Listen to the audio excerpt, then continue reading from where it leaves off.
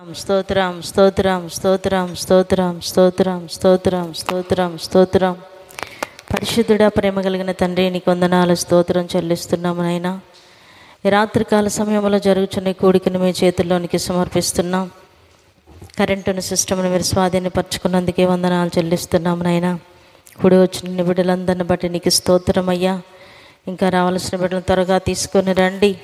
పాటల ద్వారా, వాయిద్యముల ద్వారా మీ నామానికి మహిమ తెచ్చుకొనండి అయ్యా. నీకు స్తోత్రం చెల్లిస్తున్నాం. అవసరమవుతున్న సందేశం ప్రభా మా అందరితో మీరు మాట్లాడమని ప్రార్థిస్తున్నాం.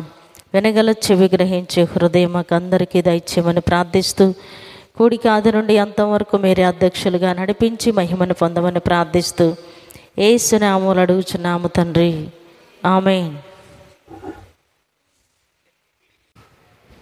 ప్రకటన గ్రంథం 3వ అధ్యాయం 21వ వచనాన్ని చదువుకుందాం.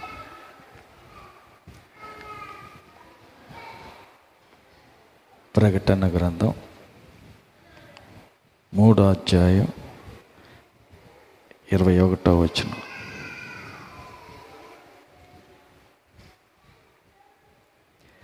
నా యందు మీకు కాదు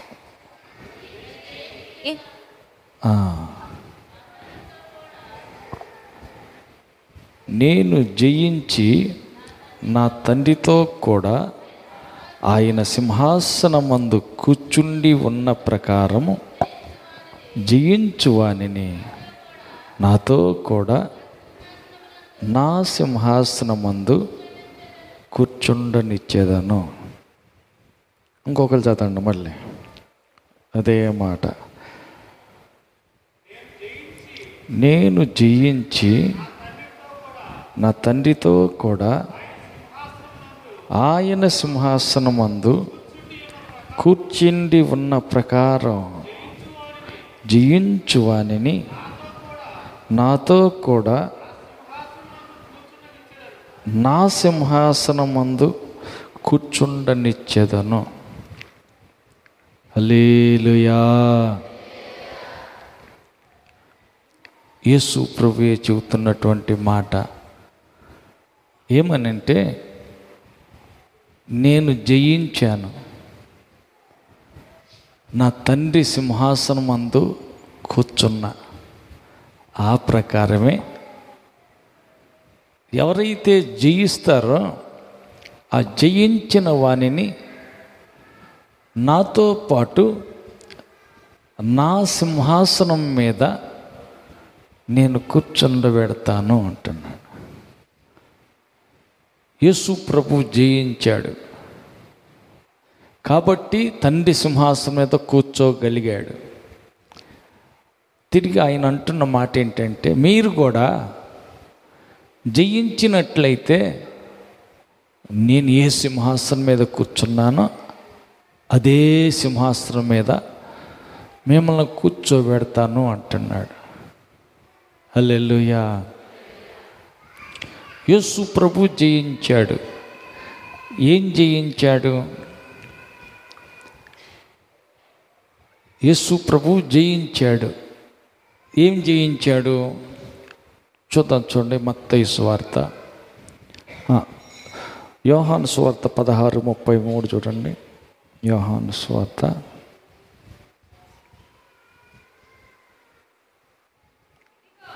16:33. ఇదిగో యోహాను సువార్త 16:33. నాయందు మీకు సమాధానం కలుగునట్లు ఈ మాటలు మీతో చెప్పుచున్నాను. లోకంలో మీకు శ్రమ కలుగును, అయినను ధైర్యం తెచ్చుకోండి, నేను లోకమును జయించి ఉన్నాను. యేసు ప్రభు ఏం జయించాడంట? లోకాన్ని జయించాడు. ఆయన అంటున్నాడు, నేను లోకాన్ని జయించా, మీరు ధైర్యం తెచ్చుకోండి, ఈ లోకంలో మీకు శ్రమలు కలుగుతాయి, అయినను ధైర్యం తెచ్చుకోండి, నేను లోకాన్ని జయించా. ఆయన జయిస్తే మనకేమైద్ది? మీరు కూడా జయిస్తారు. హల్లెలూయా. జయించిన వాడు మన పక్షాన ఉన్నాడు. హల్లెలూయా. లోకాన్ని జయించిన వాడు మన పక్షాన ఉన్నాడు. కాబట్టి మనం కూడా ఆ జయం మనది కూడా అవుతుంది. మనం కూడా లోకాన్ని జయించాలి. అందుకని జయశాలి యేసుతో కలిస్తే, యేసుతో ఏకమైతే లోకాన్ని మనం కూడా జయించగలం. అందుకని మనం మొదటగా జయించాల్సింది, యేసు జయించినట్టు లోకాన్ని మనం కూడా జయించాలి. లోకం అంటే లోకం పక్కనే ఉంటుంది, మన ప్రక్కనే ఉంటుంది అది లోకం. దాన్ని మనం జయించాలి. అసలు లోకం అంటే ఏంటిది? నేత్రాశ, శరీరాశ, జీవోపడంబం. అదే లోకం అంటారు దాన్ని. కన్ను చూసిందంతా కావాలనుకుంటుంది. నేత్రాలకి, కంటికి అద్దు ఆపు ఏం ఉండదు, చూసిందల్లా కావాలంటుంది, కోరుకుంటూ ఉంటుంటుంది. దాన్ని జయించాలి. అది మనకు తగదు, అది మన పని కాదు, అది మనకు సంబంధం లేనిది, అది మనకి కుదరదు. కన్ను కోరుకుంటుంది కదా, అయినా సరే అది మనం చూడకూడదు. హల్లెలూయా, హల్లెలూయా. లోకాన్ని జయించాల. కన్ను కోరుకుంటుంది, దాన్ని మనం జయించాల. అలా వెళ్ళింది, కంటికి ఏదో కనపడింది, అది మనకు తగనది, అది మనం చూడకూడదు, అది మనకు కుదరదు, దానితోటి మనకి ఏ సంబంధం లేదు అని పక్కకి వెళ్ళిపోవాలి. అలా కాకుండా అట్లాగే నిలబడి ఏమైందిలే కాసేపు చూసిపోదామని అట్లాగే చూస్తే ఏం కలుగుద్ది? కంటితో చూసావు, మనసులో ఆలోచనలు పడతాయి, హృదయంలోకి తలంపులు వచ్చేస్తాయి. అదే కదా అవ్వ చేసింది. దేవుడు తినకూడదన్నాడు. ఆ చెట్టు సాయి ఎందుకు వెళ్ళాలా? సరే వెళ్ళింది, అట్ట చూసిందా, వెంటనే పక్కకు మళ్ళించుకొని వస్తే బాగుండు. అక్కడే నిలబడి చూస్తూ ఉంది. చూసి చూసి చూసి చాలాసేపు చూసేసరికి ఇది కన్నులకు రమ్యమైనది, తినటానికి ఆహారానికి మంచిది అని వర్ణిస్తుంది. అంటే కళ్ళతో చూసింది, మనసులో ఆలోచించింది, హృదయంలో దాకా వెళ్ళిపోయి తీర్మానం చేసేసింది, ఇంకా కోసుకొని తినేద్దామని. హల్లెలూయా. కాబట్టి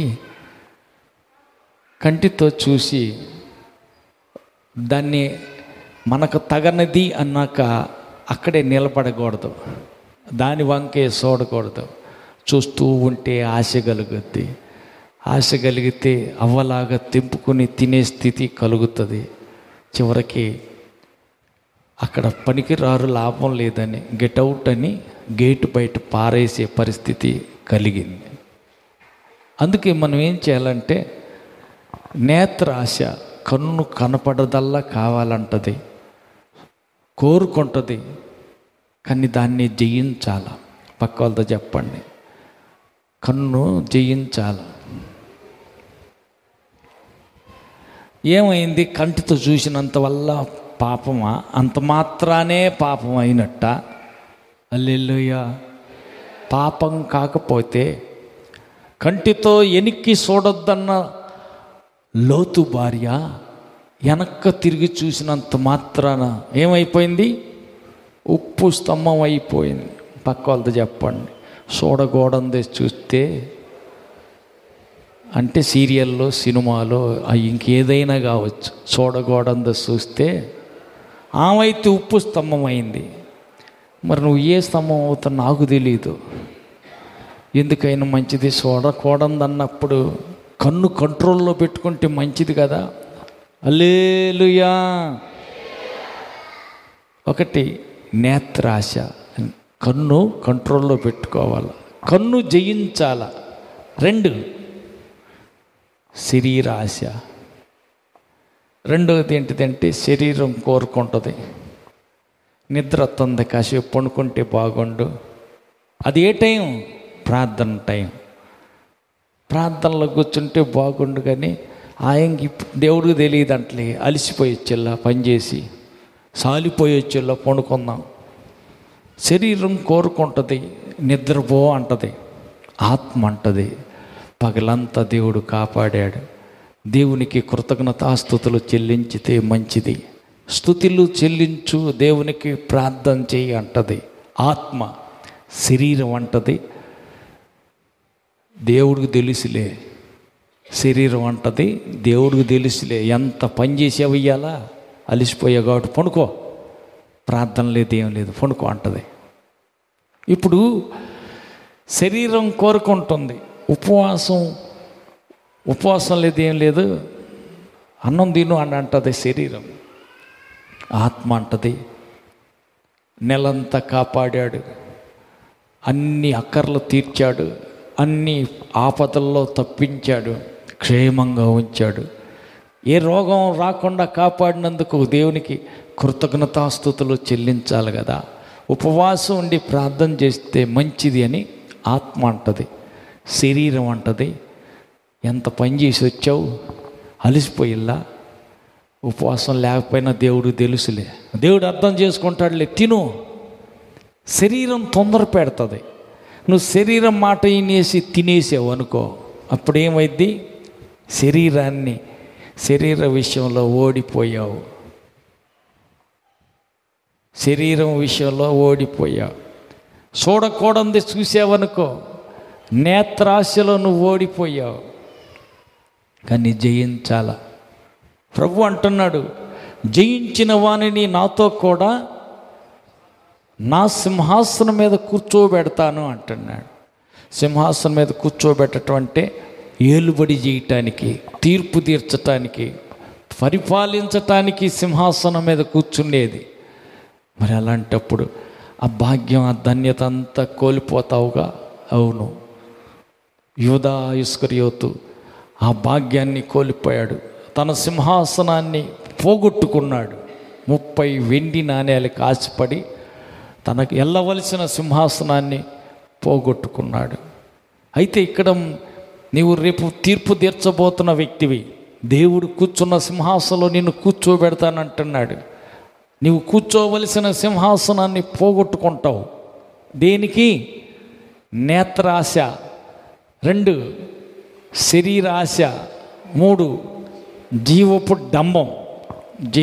డంబం. అంటే జీవపు డంబం పొగడతనమాట. నిన్ను నీవు గొప్పగా ఎంచుకుని, నిన్ను గొప్పగా ఇతరులు అనుకుందురుగానని చెప్పి, నిన్ను గురించి నీవు గొప్పగా, నీకు ఒక పేరు, నీకు ఒక గొప్ప పదవి ఏదన్నా ఇస్తామంటే ఆశపడేసి వెళ్ళిపోవటానికి కాదు. జీవపు డంబం, దాన్ని ఓడిపోకూడదు, జీవపు డంబానికి పడిపోకూడదు. ఉదాహరణకి ఒకరోజు చెట్లన్నీ కలిసి ద్రాక్ష చెట్టు దగ్గరికి వచ్చాయంట. ద్రాక్ష చెట్ట మా మీద రాజుగా ఉండు, మా మీద పెత్తనం చెయ్యి, నీవే రాజుగా పరిపాలన చెయ్యి అని వచ్చి అడుగుతున్నాయి. ఈ ద్రాక్ష చెట్టు ఏమన్నదంట? ద్రాక్ష చెట్టు ఏమంటుంది? వారు పిచ్చి మొఖాలు అల్లారా, నేను జీవము కలిగిన దేవునికి నా ద్రాక్షారసం ఇచ్చే పని మానుకొని నేను చేసేటువంటి ఉద్యోగాన్ని విడిచిపెట్టి నేను దేవుని మందిరంలో దేవుని పిల్లలందరినీ సంతోషపెడతా, నా ద్రాక్షారసం ఇచ్చి దేవుణ్ణి సంతోషపెడతా, దేవుని పిల్లలు కూడా సంతోషపెడతా. ఆ పని మానుకొని, నా ద్రాక్షారసం ఇచ్చే పని మానుకొని మీ మీద, చెట్ల మీద అటు ఇటు ఊగుతా పెత్తనం చేయమని నన్ను రమ్మంటారేంది? నేను ఎట్టొస్తాను? అసలు నేను ఎవరిని అనుకుంటున్నారు? నేను ద్రాక్ష చెట్టుని, ద్రాక్షారసం ఇచ్చి దేవుణ్ణి, దేవుని పిల్లల్ని సంతోషపెట్టడమే నా పని. ఆ పని మానుకొని మీ మీద పెత్తనం చేస్తానికి పదవి హోదా ఇస్తాను రమ్మని పిలుస్తారేంది? నాకెందుకు ఆ పదవే? మీ మీద అటు ఇటు ఒకటానికా? నాకెందుకు ఆ పెత్తనం? అక్కర్లేదు పో. హల్లెలూయా. ద్రాక్ష చెట్టు తిరస్కరించింది. అయ్యో నీకెంత పదవి, రాజుగారు అంటారు అందరూ. నాకు రాజరికం వద్దు, రాజు సింహాసనం వద్దు, నాకు పదవుల హోదాలు అవన్నీ నాకు వద్దు. ఎంత డాంబికంగా ఉంటుంది. అందరూ చెప్పుకుంటారు ద్రాక్ష చెట్టు పెద్ద రాజు అయిపోయిందని. వద్దమ్మా, ఆ ద్రాక్ష చెట్టు అంటుంది నాకు అక్కర్లేదు. హల్లెలూయా. నెక్స్ట్ ఒలివ చెట్టు దగ్గరికి వచ్చాయంట. చెట్లన్నీ కలిసి ఒలివ చెట్ట మా మీద పెత్తనం చేస్తానికి, అధికారం సెలవుమని చేస్తానికి రాజుగా ఉండు కానీ రారాదు అంటే ఒలివ చెట్టు ఏమన్నదంట, దేవుడిని మానవులను దేని వలనైతే నరులను సన్మానిస్తారో ఆ నా తైలం ఇయ్యక మానుకొని చెట్ల మీద రాజుగా ఉండటానికి, ఇటు అటు ఊగటానికి నేను వస్తానా అని వారితో చెప్పాడు. హల్లెలూయా. ఒలీవ చెట్టు కూడా అదే అన్నదంట. నేనేంటి, నేను చేసే ఉద్యోగం ఏంటి, నా పని ఏంటి, నా కర్తవ్యం ఏంటి? నేను దేవుణ్ణి సంతోషపెట్టేదాన్ని. నా ఒలీవ నూనె ఇచ్చి ఆ ఒలీవ నూనె పోసి రాజులైన వారిని, యాజకులైనటువంటి వారిని వాళ్ళ తల మీద ఒలీవ నూనె పోసి అభిషేకించి, ఇక మీదట నువ్వు రాజు అగుతువుగాక అంటే ఇంకా ఆ రోజు నుంచి ఆయన రాజే. ఒక వ్యక్తి మీద ఒలీవ నూనె తల మీద పోసి ఇక మీదట నువ్వు ప్రవక్త అగుదువుగాక అంటే అతను ఇంకా ఆ రోజు నుంచి ప్రవచించటం మొదలు పెడతాడు. మరి అలాంటి మంచి పని ఎప్పటి నుంచో నేను చేస్తున్నా. ఆ పని మానుకొని మీ మీద పెత్తనదారిగా అటు ఇటు ఊగటానికి, పెత్తనం చేస్తానికి రమ్మంటారేంది? నేను ఎట్టొస్తాను? నేను రాను. హల్లెలూయా. చివరికి ఎవరు ఒప్పుకోవట్లేదని ముళ్ళ చెట్టు కాడికి వెళ్ళినాయి అంట చెట్లన్నీ. చెట్టా ముళ్ళ చెట్ట మా మీద పెత్తనం చేస్తావా, అధికారిగా ఉంటావా అంటే నిజంగానే అడుగుతున్నారు నన్ను. నిజంగాను మీ మీద అందరి మీద రాజుగా ఉండాలి అంతేగా? అబ్బు, అట్టయితే ఇంకెంతకు మించిన భాగ్యం ఇంకేముంది, వచ్చేస్తాను అందంట. ఈ పెత్తనం చేసి ముళ్ళ చెట్టు అటు ఇటు గాలి కొట్టినప్పుడల్లా ఊగుతుంటే ఆ చెట్టు కింద ఉన్న వాళ్ళందరికీ పొడుచుకుంటుండే, ముళ్ళు గుచ్చుకుంటున్నాయి. అబ్బా తెగ పొడుచుకుంటున్నాయి. మరి ఏందనుకున్న ముళ్ళ చెట్టుని పెత్తనానికి, పదవికి, హోదాకి అధికారిగా చేసి పెట్టుకుంటే ముళ్ళ చెట్టు గుచ్చుతుంటే మరి గుచ్చుకోవా? హల్లెలూయా. కాబట్టి దేవుడు మనకి ఏమిచ్చాడు? ఒక బాధ్యత ఇచ్చాడు, మనకు ఒక పని ఇచ్చాడు.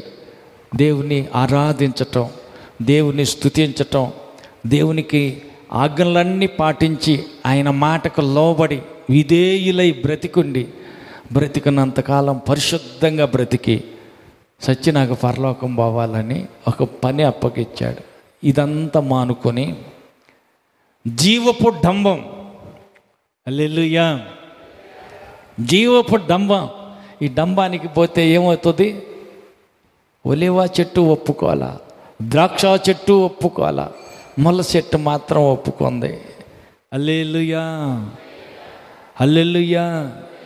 దేవుని బిడ్డలైనటువంటి వాళ్ళు నీకెందుకు ఎలక్షన్ దగ్గరికి వస్తున్నాయి కదా, సర్పంచ్గానో ఎమ్మెల్యేగానో ఎంపీగానో నిలబెడతాను వస్తావా అని అంటే, ఏమో ద్రాక్ష చెట్టు అయితే ఒప్పుకోవు, ఒలివ చెట్టు అయితే నువ్వు ఒప్పుకోవు, ముళ్ళ చెట్టు అయితేనే.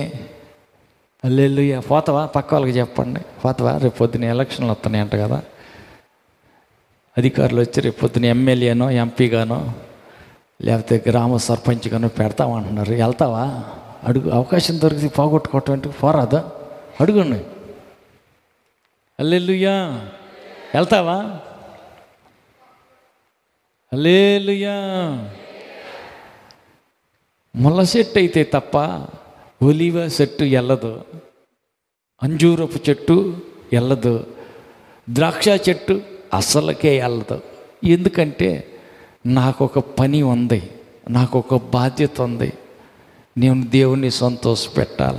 హల్లెలూయా. జయించాల. అందుకే యేసు ప్రభు అంటున్నాడు, జయించిన వానిని నాతో కూడా నా సింహాసనం మీద కూర్చోబెట్టుతాను. హల్లెలూయా.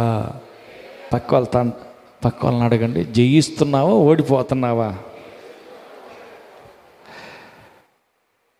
జయించాలా. మొదట ఏం జయించాలా? లోకాన్ని జయించాలా. రెండవది ఏం జయించాలా? శరీరాన్ని జయించాలా. హల్లెలూయా. మూడవది ఏం జయించాలా? సాతాన్ని జయించాలా. యేసు ప్రభు కూడా సాతాన్ని జయించాడు, లోకాన్ని జయించాడు, తన సొంత శరీరాన్ని జయించాడు. శరీరాన్ని ఎలా జయించాడు అంటే ఆయనకు ముందుగానే తెలిసిపోయింది. సిలువలో ఎంత శ్రమ పడాలో గత్సేమన తోటలో ప్రార్థన చేస్తుంటే అన్నీ ముందే తెలిసిపోయినాయి. ప్రార్థన చేస్తూ చేస్తూ అంటున్నాడు, తండ్రి నీ చిత్తమైతే ఈ గిన్నెను నా యొద్ద నుంచి తొలగించవా, అయినను నీ చిత్తమే, నా చిత్తం కాదు. హల్లెలూయా. ఎందుకంటే ఆయన నీకులాగా నాకులాగా శరీరంలోనే ఉన్నాడు. శరీరంలో ఉన్న యేసయ్యకి తెలుసు, ముందే తెలుసు ఎంత శ్రమో ఎంత బాధో. కలువరి శిలువలో ఆయనకి మేకులతో గుచ్చుతారు, బల్యంతో పక్కన పొడుతారు, ముళ్ళ కిరీటం పెట్టి ముందే కొడతారు, నిలువెల్ల రక్తం కారిపోతూ ఉంటుంది. అన్నిటికి ముందు 39 కొరడా దెబ్బలు కొడతారు, ఒళ్ళంతా చీల్చుకొచ్చేస్తుంది. ఆఖరికి ఒక్క బొట్టు కూడా ఒంట్లో లేకుండా రక్తం అంతా కారిపోద్ది. ఎంత నొప్పో ఎంత బాధో ఆయనకి ముందే తెలుసు. అందుకనే శరీర రీతిగా దాన్ని ఎట్ట జయించాలా? శరీరం ఒప్పుకోవట్లా. యేసు ప్రభువా నన్ను అట్ట పొడుతుంటే ఎట్టగా ఊరుకుంటావు, వద్దని ప్రార్థన చేయరాదా అని శరీరం బ్రతిలాడుతుంది. అందుకే శరీరంలో ఉన్నాడు కనుకనే యేసయ్య, తండ్రి నీ చిత్తం అయితే ఈ గిన్నెను నా యొద్ద నుంచి తొలగించరాదు, అయినా నా చిత్తం ఏం కాదు, నీ చిత్తమే సిద్ధించుగాక అన్నాడు. హల్లెలూయా. ఆయన శరీరాన్ని జయించాడు. ఎలాగా? సహించుట ద్వారానే జయించాడు. హల్లెలూయా. హల్లెలూయా. హల్లెలూయా. కొంతమంది చిన్న మాట అంటేనే పాడరు, కొద్దిగా సురుగు పుడితేనే ఊరుకోరు. ఇదిగో నేను బాప్తిసం తీసుకున్నా, చర్చికి వెళ్ళేదాన్ని, అందువల్ల ఇప్పుడు దా ఓపిక పట్ట. ఈసారి కానీ ఒక్క మాట అన్నావా నేను వెనకటి అవతారం ఎత్తుతా. అమ్మో వెనకటి అవతారం ఎత్తగాకమ్మో, పక్కలకు చెప్పండి. ఎట్టి పరిస్థితుల్లో కూడా వెనకటి అవతారం ఎత్తగాకు. సహించు, యేసయ్య వలె సహించు. పక్కలకు చెప్పండి, బ్రదర్లు పక్కన చెప్పండి, వెనకటి అవతారం ఎత్తగాకు. సహించు. సహించటమే జయించటం. హల్లెలూయా. హల్లెలూయా. నీకేం తెలుసు ఎంత నొప్పో ఎంత సురుకో? నీకేం తెలుసు? కరెక్టే కాదంటల్లా. నొప్పి ఉంటుంది, బాధ ఉంటుంది, ఓర్చుకోరాదు అనే అంత తేలిక కాదు ఓర్చుకోవటం. సహించు అన్న మాట అన్న అంత తేలిక కాదు సహించటం. ఒకసారి ఊరుకున్నా, 2 సార్లు వదిలిపెట్టా, ఇంక పొద్దాక అట్టంటే ఎట్ట కుదురుద్ది? హల్లెలూయా. లేదు లేదు. హల్లెలూయా. దేవుడు కూడా ఆయన పిల్లలైనటువంటి వాళ్ళని ఒక్కసారి చెవులు మెడబెట్టి మంచాన పడేయడు, చూస్తాడు, ఓర్చుకుంటాడు, ఓపిక పడతాడు. ఏమోలే నా కూతురు తెలియదులే, ఏమోలే నా కొడుకు తెలియదులే, తెలుసుకుంటాడులే అర్థం చేసుకుంటాడులే, మార్చుకుంటాడులే, పద్ధతి మార్చుకుంటాడులే, మాట తీరు విధానం మానుకుంటాడులే, సర్దుకుంటాడులే, సరి చేసుకుంటాడులే అని కొద్ది రోజులు దేవుడు నువ్వు తప్పు చేస్తుంటే చూస్తా ఊరుకుంటాడు, తప్పు మాట్లాడుతుంటే ఎంటా ఊరుకుంటాడు, సహిస్తాడు. ఎంతసేపటికి నీవు మార్చుకోకపోతే అప్పుడు ఏం చేస్తాడు? అప్పగిచ్చేస్తాడు. ఎవరికి? శత్రువుల చేతికి ఇశ్రాయేలీలను అప్పగించినట్టు. దేవుని మాట అతిక్రమించి దేవుని ఆజ్ఞ మీరి దేవునికి విరోధంగా తప్పు చేస్తూ ఉంటే చూసి సహించిన వరకు సహించి అప్పుడు శత్రువుల చేతికి బానిసలుగా దేవుడు ఇశ్రాయేలీలను అప్పగించేసేవాడు. బానిసలైపోయేవాళ్ళు. ఆ బానిసలై బాధపడతా ఈ బాధ తట్టుకోలేక మొర్ర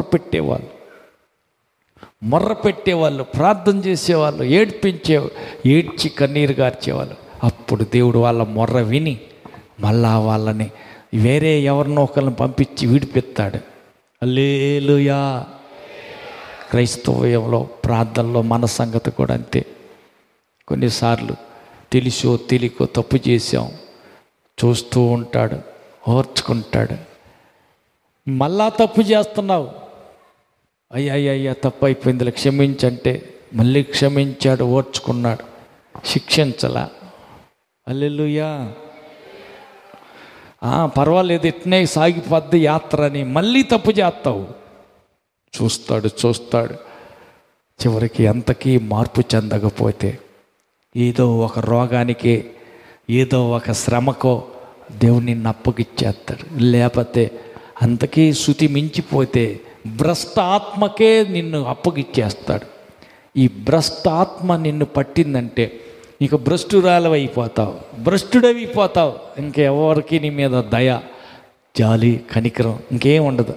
ఆడి పని అట్టాకి ఉండాలి, ఆమె పని అట్టనే సరిపోతుందిలే. చేసుకుంది ఏడకపోద్దే, నోరు పడ్డ పోట అంత కాకపోయినే. ఈ అయ్యగారు చేసిన పని సామాన్యమైనవే, ఆయనకు రావాల్సింది అంతేలే. ఎందుకంటే పరిస్థితి చూస్తుంటారు కదా. అందుకని దేవుని ఇసుకించకూడదు. దేవుని దీర్ఘశాంతాన్ని పరీక్షించకూడదు. మరి ఏం చేయాలంట? తొందరగా మేల్కోవాలి, పశ్చాత్తాపడి ప్రభు దగ్గర పాపాలు, అపవిత్రాలు, అపరాధాలు ఒప్పుకోవాలా. హల్లెలూయా. మనం సహించుట ద్వారానే జయించాల. హల్లెలూయా. అందుకే ప్రభు అంటున్నాడు, మీరు జయించాలా, లోకాన్ని జయించాలా. హల్లెలూయా. జయించిన వారైతేనే నాతో కూడా ఏలుబడి చేస్తారు. సహించాల, అన్నిటినీ సహించాల. హల్లెలూయా. తర్వాత మనం చూసినట్టయితే 2వ తిమోతి పత్రిక 2:12. 2వ తిమోతి పత్రిక 2:12. సహించిన వారమైతే ఆయనతో కూడా ఏలుదుము. ఆయన ఎరుగము అని అంటే మనలను ఆయన ఎరుగను అనును. హల్లెలూయా. సహించాల, అన్నిటినీ సహించాల. ప్రభు చెప్పారు కిందకి చదివిన దాంట్లో, లోకంలో మీకు శ్రమ కలుగును, అయినను ధైర్యం తెచ్చుకోండి, నేను లోకాన్ని జయించాను. లోకంలో మనకు శ్రమ కలుగుతుంది. అయితే మరి ఏం చేయాలా? సహించాల. శ్రమ కలిగిన, నింద కలిగిన, బాధ కలిగిన సహించాల. ఎప్పటిదాకా? అంతవరకు. అన్నిటినీ సహించిన వాడే పరలోకం వెళ్తాడు. హల్లెలూయా. అన్నీ సహించాల, ఓర్చుకోవాలా, దీర్ఘశాంతంతో ఓపిక పట్టాల. హల్లెలూయా. నేను ఓర్చుకోలేను, ఇంతవరకు ఓపిక పెట్టా, ఇంతవరకు సహించా, ఇంక నేను సహించను, కుదరదు. సహించాల్సిందే. దేవుని పిల్లలంగా మనకు ఒక బాధ్యత ఉంది. మనం సహించాల, అన్నిటినీ సహించాల, అన్నిటినీ ఓర్చుకోవాలా, అన్నిటినీ తాలుకోవాలా, అన్నిటినీ ఓపికతో కనిపెట్టి ఉండాల. హల్లెలూయా. తొందరపడకూడదు. ఓపిక నశించిపోయింది, ఇక నేను ఓర్చుకోను, లేదు ఓర్చుకోవాలా. 1 యోహాను పత్రిక 5వ అధ్యాయం 4వ వచనం చూడండి. 1 యోహాను పత్రిక 5:4.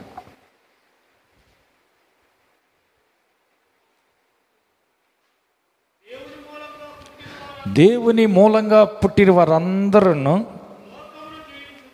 లోకాన్ని జయిస్తారు.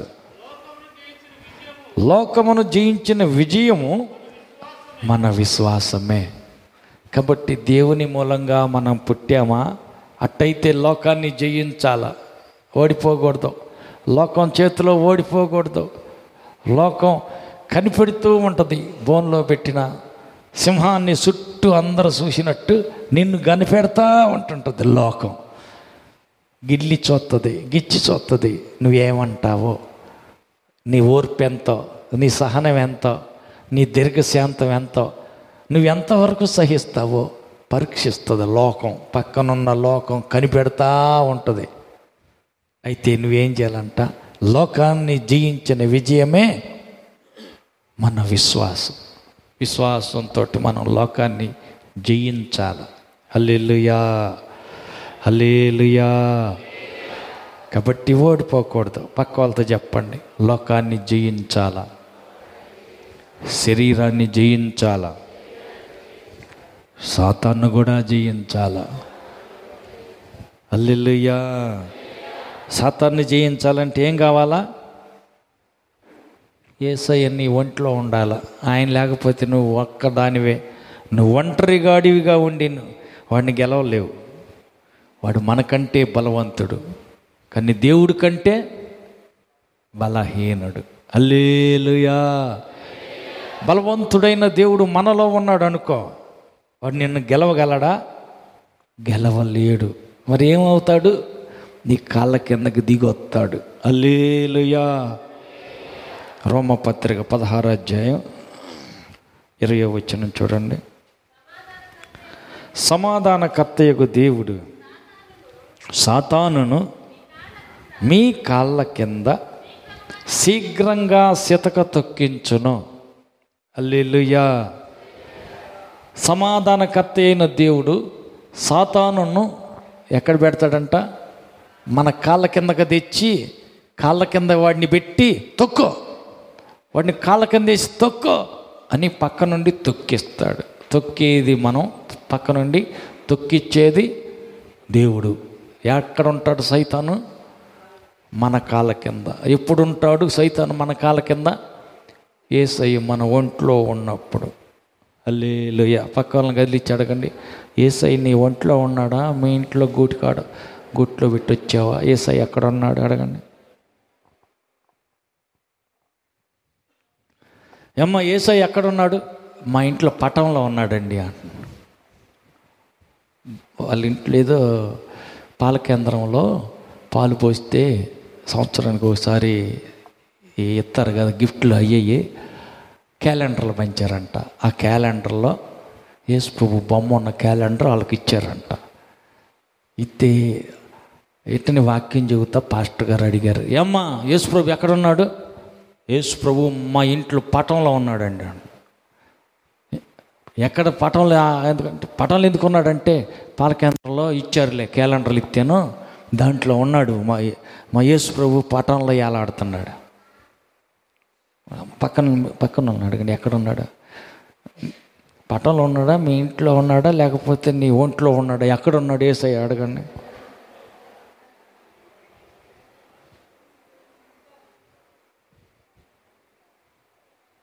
హల్లెలూయా. ఇంకొక ఆయన అంటాడు, వాడు నన్ను ఒక మాట అన్నాడు, వాడు ఒక తనుదని వచ్చిన దాకా యేసు ప్రభు నువ్వు మా ఇంట్లోనే ఉండు, నా ఒంట్లో వద్దులే, కానీ ఒంట్లో ఉంటే శాంతి అంటావు, నువ్వు కొట్టనేయవు, అనాల్సిన 4 ముక్కలు గట్టి మాటలు అడగాలంటే అడగనేయవు, కానీ నువ్వు మా ఇంట్లోనే ఉండు, అప్పుడు దాకా నా ఒంట్లో వద్దులే, ఇంట్లోనే ఉండు, మళ్ళీ వస్తాను. హల్లెలూయా. యేసు ప్రభు ఒంట్లో ఉంటే కొట్టగలవా? యేసయ్య ఒంట్లోనే ఉంటే పక్కన వాళ్ళని తిట్టగలవా? అమ్మా, యేసయ్య నీ ఒంట్లోనే ఉంటే ఏదైనా తప్పుడు పని చేయగలవా? ఎందుకని? ఆయన ఉన్నాడు, ఆయన చూస్తల్లా. దైవ భయం నిన్ను ఆవరించి ఉంటుంది. దేవుడు చూస్తున్నాడో, దేవుడు వింటున్నాడో. ఏం చేస్తున్నావు? దేవుడు చూస్తున్నాడో. ఏమంటున్నావు అనకూడదు. దేవుడు వింటున్నాడో అని నిన్ను కదిలిస్తూ ఉంటాడు. హల్లెలూయా. అందుకే లోకమును జయించిన వారే దేవుని బిడ్డలు. ఆమేన్. పక్క వాళ్ళతో చెప్పండి, నువ్వు లోక సంబంధివి కాదు, లోకాన్ని జయించిన వ్యక్తివి. నువ్వు శరీర సంబంధివి కాదు, శరీరాన్ని జయించిన వ్యక్తివి. శరీరం మాట విని ప్రార్థన మానుకోబాకు, ఉపవాసం మానుకోబాకు. హల్లెలూయా, హల్లెలూయా. కాబట్టి మన దేవుని బిడ్డలో, పరలోక సంబంధంలో నీ ఒంటిలో యేసయ్య అన్నాడు. నువ్వు జయించిన దానివైతే, నువ్వు జయించిన వానివైతే సింహాసనం మీద కూర్చుంటావు. ఆమేన్. పరలోక సింహాసనం మీద కూర్చుని ప్రభుతో పాటు తీర్పు తీర్చబోతున్న వ్యక్తివి. హల్లెలూయా. సింహాసనం కూర్చున్న వ్యక్తివంటే నీవు లోకాన్ని పరిపాలించబోతున్న వ్యక్తివి. హల్లెలూయా. ఏలుబడి చేయబోతున్న వ్యక్తివి. అయితే మరి జయించాల. లోకాన్ని, సాతాన్ని, పాపాన్ని జయించాల. చిన్న చిన్న దానికే ఓర్చుకోలేకపోతే, చిన్న చిన్న విషయంలోనే నువ్వు సహించలేకపోతే, చిన్న వాటిలోనే ఓడిపోతే మరి రేపు సింహాసనం ఎట్లా ఎక్కుతావు? వద్దు వద్దు, పోగొట్టుకోవద్దు. హల్లెలూయా, హల్లెలూయా. ఎక్కడైనా రాజుగారు యుద్ధానికి పోతాడా, సైన్యాన్ని పంపిస్తాడయ్యా? సైన్యాన్ని పంపిస్తాడా, రాజుగారి యుద్ధానికి పోతాడా? పక్కన వాళ్ళని అడగండి, నువ్వు రాజుగారివే లేకపోతే సైనికుడివా? రారాజు కుమారుడివి, యువరాజువి, రాజులైన యాజక సమూహాన్ని నువ్వే తన్నులాటకు తగాదాలకు పోతే ఎట్ట? ఏమో చూసేవాళ్ళు ఏమనుకుంటారు, రాజుగారి కూతురు ఏంది, వీళ్ళేంది బజార్ రౌడీలాగా తగాదాలకు పోతుంది ఏంది? హల్లెలూయా. తగాదాలు, తన్నులాటలు, గుద్దులాటల కాడ, తిట్లులాటల కాడ ప్రార్థన వాళ్ళు కనపడరు. ఎందుకంటే వీళ్ళు రాజులు, యువరాణీలు, తగాదాలకు బారు. హల్లెలూయా. బజార్లో అమ్మటి తిరిగి ఆడుకుంటారు పిల్లలు, మురికి గొడ్డలు వేసుకొని. వాళ్ళతో పాటు వెళ్ళి రాజుగారు కూతురు ఆడుకుంటుందా? అక్క బుడ్డీలు ఆడుకుందరా అని పోయి ఆటలాడుద్దా? రాజుగారి కూతురు ఏంది, అంతఃపురంలో ఉంటుంది. బజార్లో పెట్టి ఆడుకునే పిల్లలు వాళ్ళు ఆడుకుంటుంటారు, బుడ్డీలు ఆట అని, అది ఈ ఆట ఆట. అంతఃపురంలో ఉండే రాణి ఏంది, బజార్లో పెట్టి తిరిగే బూతులు తిట్టుకుంటా, ఈ దుమ్మెత్తి నెత్తిన పోసుకుంటా, జుట్టు లాక్కుంటా, తగాతలు ఆడుకుంటా, అది ఇదేంది? అట్టుపోతారా? దేవుని పిల్లలు బారు. హల్లెలూయా. పక్కన వాళ్ళతో చెప్పండి, వందనాలమ్మా, నువ్వు దేవుడి బిడ్డవేనా? అంటే రాజుగారి కూతురు అనే అర్థం, యువరానివేగా, మరి ఆడ ఆడుకుంటున్నావు నువ్వు? హల్లెలూయా.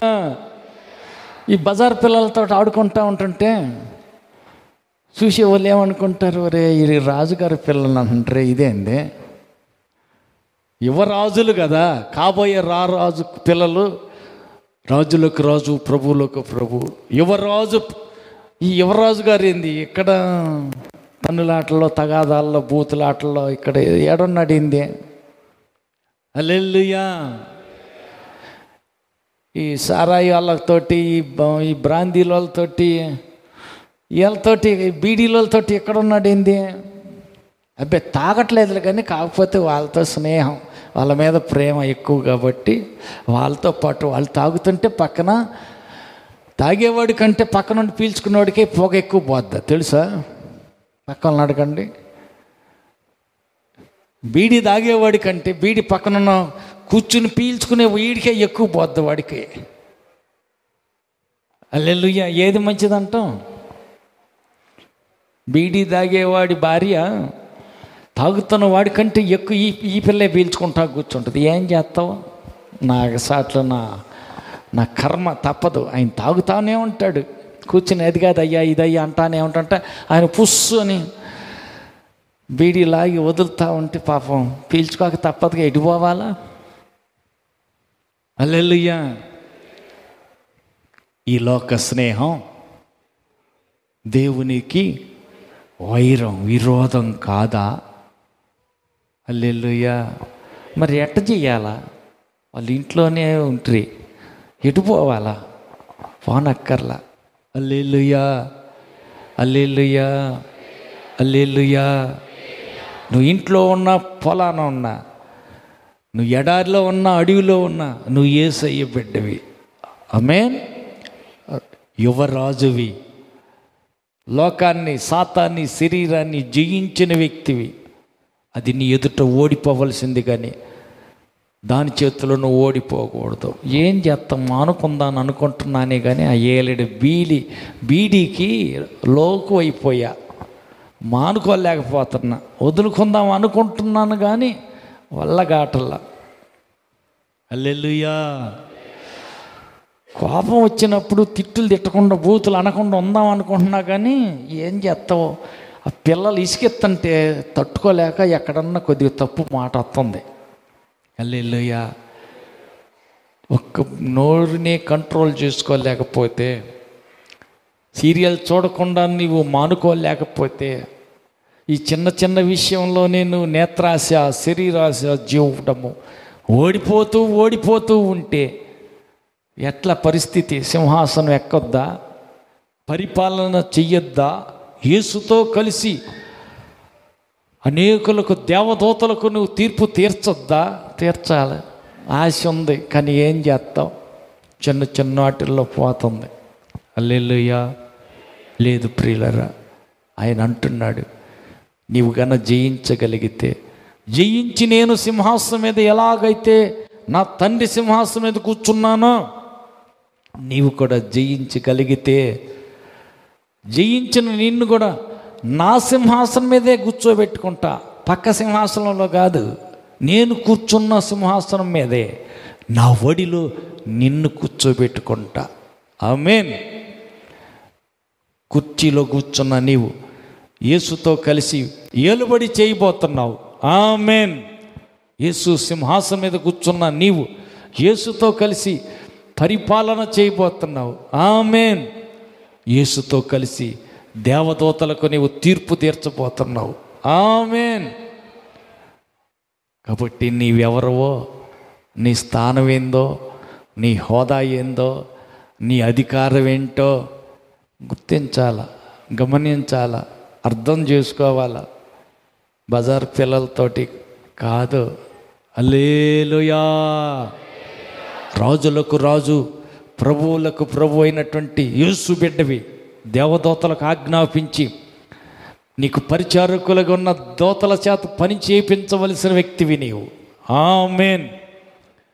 దేవదూతలు నీకు పరిచారం చేస్తారు. హల్లెలూయా. ఉదాహరణకు అక్కడ చూడండి, మత్తయి సువార్త 4వ అధ్యాయం 11వ వచనం చూడండి. అంతటా అపవాది ఆయనను విడిచిపోగా, ఇదిగో దేవదూతలు వచ్చి ఆయనకు పరిచర్య చేసిరి. హల్లెలూయా. శోధించినటువంటి సైతాను వెళ్ళిపోయాడు.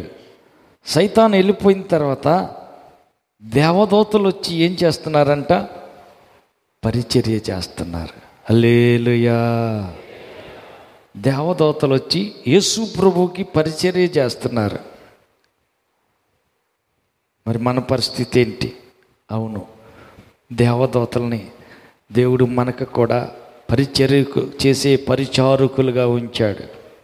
హల్లెలూయా, హల్లెలూయా. ఇంకొక మాట చూడండి, మత్తయి సువార్త 26:53 చూడండి. మత్తయి సువార్త 26:53.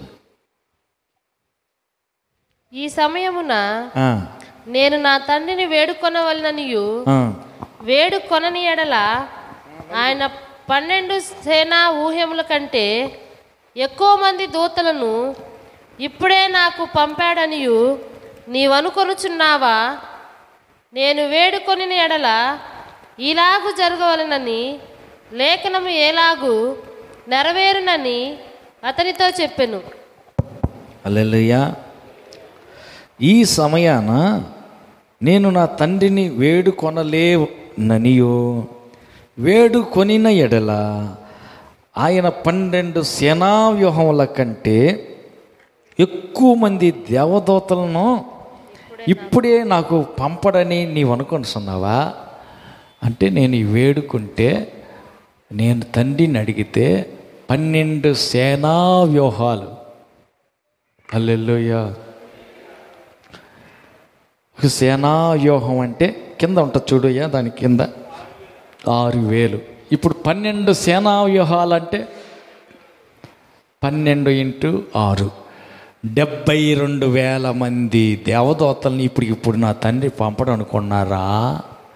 యేసుప్రభు అంటున్నాడు. హల్లెలూయా. మరి నువ్వు కూడా వేడుకుంటే దేవదూతలను పంపడా? ఎందుకు పంపడు? హల్లెలూయా. దేవదూతలకు ఆజ్ఞాపించి అధికారాన్ని ఉపయోగించి ఆజ్ఞ జారీ చేసి కూర్చుని ఆజ్ఞాపిస్తే రాజుగా, యువరాజుగా ఆజ్ఞ జారీ చేస్తే దేవదూతలు వస్తారు, పరిచారకులుగా పరిచర్య చేస్తారు. అందుకని నీకు దేవదూతల మీద అధికారం ఇచ్చాడే, దేవదూతలను పరిచారకులుగా ఇచ్చాడు. చూడండి, హెబ్రీ పత్రిక 1:14. హెబ్రీ పత్రిక. రక్షణ అనే స్వాస్థ్యాన్ని పొందబో వారికి పరిచారము చేయుటకై పంపబడిన ఆత్మలు కారా? పంపబడిన సేవకులైన ఆత్మలు కారా? ఎవరు వారు? దేవదూతలు.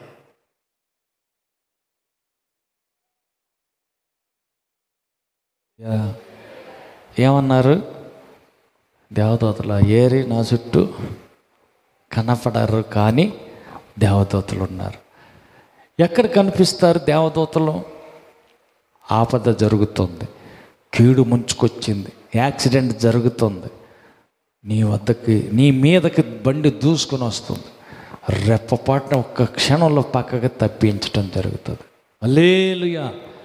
అమ్మ గుద్దాడు అయిపోయింది అనుకునే టకాన్ పక్కకు తప్పిపోవటం, దేవదూత అడ్డం వచ్చి పక్కకు మళ్ళించటం జరుగుతుంది. అందువల్ల ఆ కీడు తప్పింది. హల్లెలూయా. హల్లెలూయా.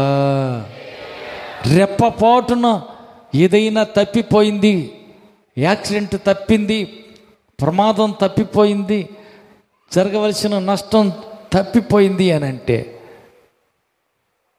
కేవలం దేవదూతలే మనల్ని పక్కకు తప్పియటం జరుగుతుంది.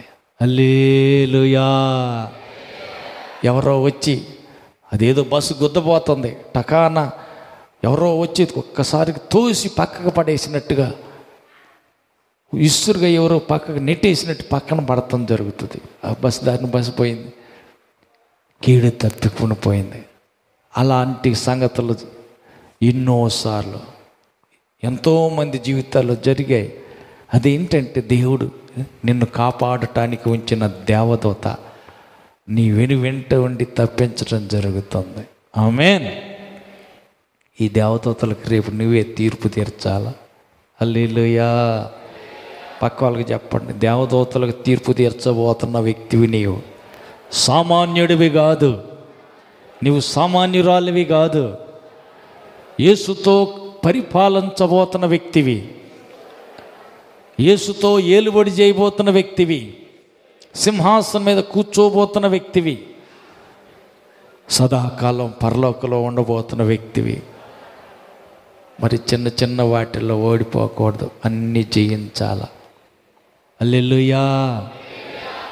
ఎక్కడైనా ఓడిపోయినట్టు, ఎక్కడైనా అపజయం పొందినట్టు, ఎక్కడైనా జారిపోయినట్టు మాటలో కానీ చేసే పనిలో కానీ ఎక్కడైనా తప్పు దొల్లినట్టుగా కానీ నీకు మనస్సాక్షి నీ మీద నేరారోపణ చేస్తుంటే, అదిగో నువ్వు ఆ పని చేసావు తప్పు కదా, నువ్వు ఆ మాట అనటం అది తప్పు కదా అని నీ మనస్సాక్షి నీ మీద నేరారోపణ చేస్తుంటే ఇదే మంచి సమయం. ప్రభువా, నేను చేసింది తప్పే, క్షమించు.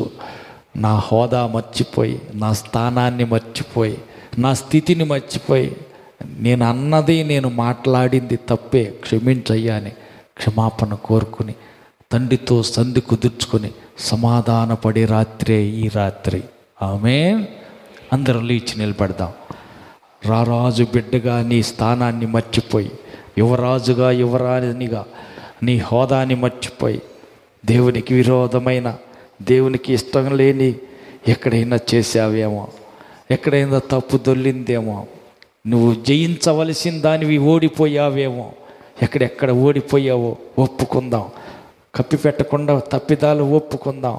క్షమాపణ కోరుకుని, ప్రభువా, నేను నీ బిడ్డనయ్యా, నన్ను విడిచిపెట్టవద్దు, నన్ను త్రోసివేయవద్దు, నన్ను క్షమించు, నన్ను పరిశుద్ధపరచు, నేను నీ బిడ్డను ప్రభు అని అడుగుదాం. ప్రార్థన చేసుకుందాం. తెగిపోయిన బంధాన్ని తిరిగి కలుపుకుందాం. క్షమించు యేసయ్యా, నన్ను పరిశుద్ధపరచు యేసయ్యా, నేను నీ బిడ్డను కదా.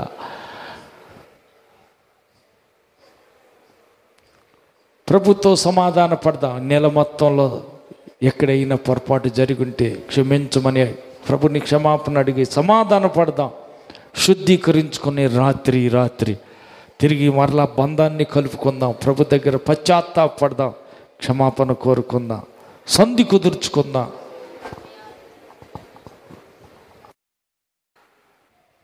సర్వాధికారి కృప కలిగిన తండ్రి, కుడి వచ్చిన ప్రతి ఒక్క బిడ్డను బట్టి నీకు స్తోత్రాలు, వందనాలు చెల్లిస్తున్నాం. రాలేకపోయిన బిడ్డలను క్షమించండి. మరో సమయమైన నీ సన్నిధిలోకి రావటానికి కృపను అనుగ్రహించండి. ప్రతి ఆటంకాలను అభ్యంతరపరచు, ప్రతి దురాత్మ శక్తులన్నిటినీ నజరేయుడైన యేసు నామములో బంధిస్తున్నాం. బిడ్డలు ఆత్మీయంగా ఎదగనీయకుండా, యేసు శిలువకు మరింత సన్నిహితులు కాకుండా అభ్యంతరపరచు ప్రతి ఆత్మను యేసు నామములో బంధిస్తున్నాం. మహోన్నతుడా, కృపచేతనే కూడి వచ్చిన బిడ్డలందరినీ జ్ఞాపకం చేసుకోనండి.